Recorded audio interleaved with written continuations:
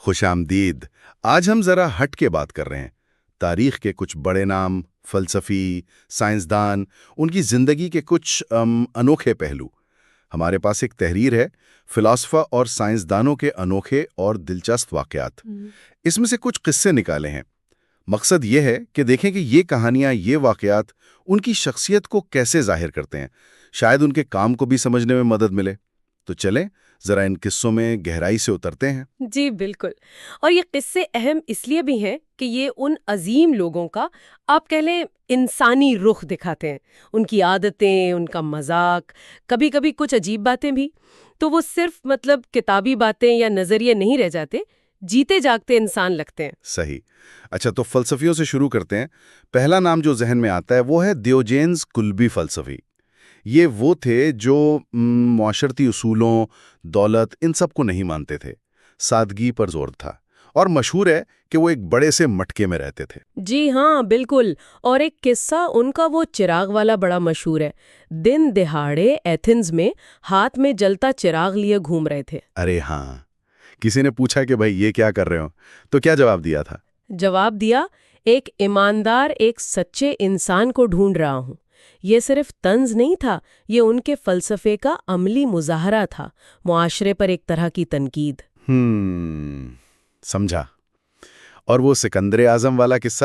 جی وہ بھی کمال ہے۔ سکندر اعظم خود ان سے ملنے گیا بادشاہ وقت، اور کہا کہ بھائی مانگو کیا چاہیے۔ تو دیوجانس نے کیا مانگا؟ انہوں نے کہا بس ذرا ایک طرف ہو جاؤ، تم میری دھوپ روک رہے ہو۔ دنیا کی طاقت، اختیار سب بے معنی ہے ان کے لیے۔ یہ تھی ان کی سوچ۔ واہ، کمال ہے۔ اچھا، ایک اور یونانی فلسفی تھیلس، ان کا بھی ایک واقعہ ہے۔ کہتے ہیں کہ وہ رات کو چلتے ہوئے آسمان میں ستارے دیکھ رہے تھے، اور دیکھتے دیکھتے کنویں میں جا گرے۔ ہاں یہ قصہ سنا ہے۔ اور پھر ایک نوکرانی نے طنز کیا تھا نا کہ جو آسمان کے راز جاننے نکلے ہیں انہیں پیروں کے نیچے زمین نہیں دکھتی۔ بالکل۔ یہ واقعہ اکثر فلسفیوں کے بارے میں جو ایک عام سوچ ہے نا کہ وہ خیالی دنیا میں رہتے ہیں، اس کو ظاہر کرتا ہے۔ لیکن شاید یہ بھی ہے کہ علم کی تلاش میں بندہ کبھی کبھی ارد گرد سے غافل ہو جاتا ہے۔ صحیح کہا۔ کچھ واقعات تو بہت ڈرامائی بھی ہیں، جیسے نیچے وہ گھوڑے والا واقعہ کہ ایک گھوڑے کو پٹتا دیکھا تو اس سے لپٹ کر رونے لگے، اور پھر کہتے ہیں کہ اس کے بعد ان کا ذہنی توازن بگڑ گیا۔ کتنی شدید حساسیت! جی بہت زیادہ۔ اور یہ حساسیت ان کے فلسفے میں بھی نظر آتی ہے، وہ گہرائی، وہ شدت۔ دوسری طرف سقراط کو دیکھیں، ان کی بیوی زینتھپی مشہور تھیں کہ بڑی غصے والی تھیں۔ ہاں سنا ہے۔ تو ایک بار انہوں نے غصے میں سقراط پر پانی پھینک دیا۔ اوہ، تو سقراط نے کیا کیا؟ سقراط نے کہتے ہیں ہنس کر کہا، گرج چمک کے بعد بارش تو آتی ہی ہے۔ یہ وہ فلسفیانہ لاتعلقی ہے جس کی وہ بات کرتے تھے، یعنی باہر جو ہو رہا ہے اسے اپنے اندرونی سکون پر اثر نہ کرنے دینا۔ کیا بات ہے، یہ تو عملی مثال ہو گئی۔ بالکل، وہ صرف کہتے نہیں تھے، کرنے کی کوشش کرتے تھے۔ اچھا، یہ تو ہوئے فلسفی۔ اب ذرا سائنسدانوں کی طرف آتے ہیں۔ ان کی دنیا بھی ایسی کہانیوں سے خالی نہیں ہے۔ آرکیمیڈیز کا یوریکا والا لمحہ تو سب کو یاد ہوگا۔ ہاں ہاں ہاں بالکل، وہ نہاتے ہوئے ٹب میں بیٹھے تھے جب انہیں وہ اچھال کا اصول سمجھ آیا، اور وہ اتنے پرجوش ہوئے کہ کہا جاتا ہے اسی حالت میں ننگے ہی گلیوں میں دوڑ پڑے چلاتے ہوئے، یوریکا یوریکا، یعنی میں نے پا لیا، میں نے پا لیا۔ جی، یہ دریافت کی وہ خالص بے ساختہ خوشی ہے۔ یہ سائنس کا وہ انسانی پرجوش پہلو ہے جو اکثر نظر نہیں آتا۔ صحیح۔ اور نیوٹن، ان کا وہ سیب گرنے والا قصہ، وہ تو بہت مشہور ہے، لیکن آپ کہہ رہی تھی کہ شاید وہ اتنا سیدھا نہیں تھا۔ ہاں زیادہ امکان یہی ہے کہ یہ کہانی بعد میں بنی۔ اصل میں تو کئی سال کی محنت، سوچ بچار ہوگی۔ ایسا نہیں کہ بس سیب گرا اور فوراً کشش سگل کا پورا نظریہ ذہن میں آ گیا۔ اچھا، تو یہ ایک طرح کی علامت بن گئی؟ بالکل، ایک طویل عمل کو ایک لمحے میں سمیٹنے کی کوشش۔ یہ سائنس کی تاریخ میں اکثر ہوتا ہے۔ عظیم دریافتیں واقعی سالوں کی محنت مانگتی ہیں۔ صرف ایک لمحے کا الہام نہیں، حقیقت اور افسانے میں فرق ضروری ہے۔ یہ دلچسپ نکتہ ہے۔ اچھا، کچھ سائنسدان تو واقعی بہت منفرد تھے، جیسے نکولا ٹیسلا۔ بجلی اور مقناطیسیت پہ اتنا کام کیا، لیکن ان کے بارے میں کہتے ہیں کہ انہیں ایک سفید کبوتر سے بہت لگاؤ تھا۔ جی یہ بات آتی ہے. وہ کہتے تھے کہ وہ اس کبوتر سے ایسے محبت کرتے تھے جیسے کوئی مرد کسی عورت سے.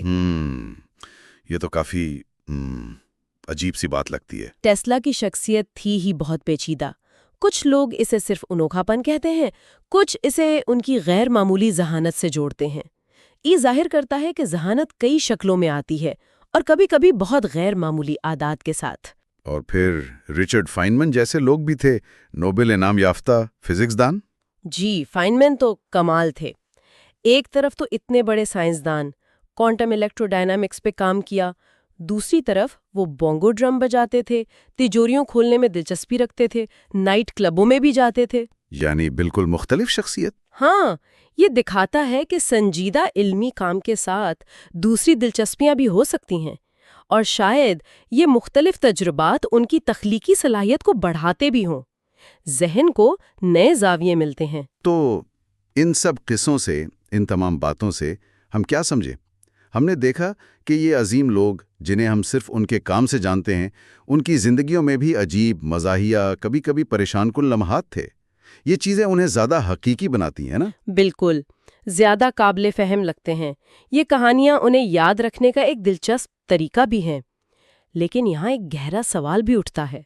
پہلے بھی بات ہوئی تھی کہ کیا ان کا یہ انوکھا پن، یہ ذاتی خصوصیات ان کے اصل کام پر بھی اثر انداز ہوئیں؟ یعنی کیا یہ صرف الگ تھلگ واقعات ہیں یا ان کا کوئی تعلق ہے؟ جی، کیا دیوجنس کی باغی فطرت نے ہی اسے مروجہ فلسفے کو چیلنج کرنے کی ہمت دی، یا ٹیسلا کا وہ منفرد ذہن ہی تھا جو اسے بجلی کے بارے میں بالکل نئے انداز سے سوچنے دیتا تھا؟ یہ واقعی غور طلب بات ہے. اچھا، ہمارے ذرائع میں کچھ مسلم سائنسدانوں کا بھی ذکر تھا، جی، اور ایسے مفکروں کا بھی جنہیں بعض اوقات جنونی یا پاگل پن کے قریب سمجھا گیا. جی یہ بھی ایک پہلو ہے. تو یہ سوچنے کی بات ہے کہ تاریخ میں ایسی کتنی کہانیاں ہوں گی جو ہم تک نہیں پہنچیں یا جنہیں شاید اہم نہیں سمجھا گیا. اور یہ کہانیاں چاہے پوری سچ ہوں یا تھوڑی بہت مبالغہ آمیز، یہ اتنی یادگار کیوں بن جاتی ہیں؟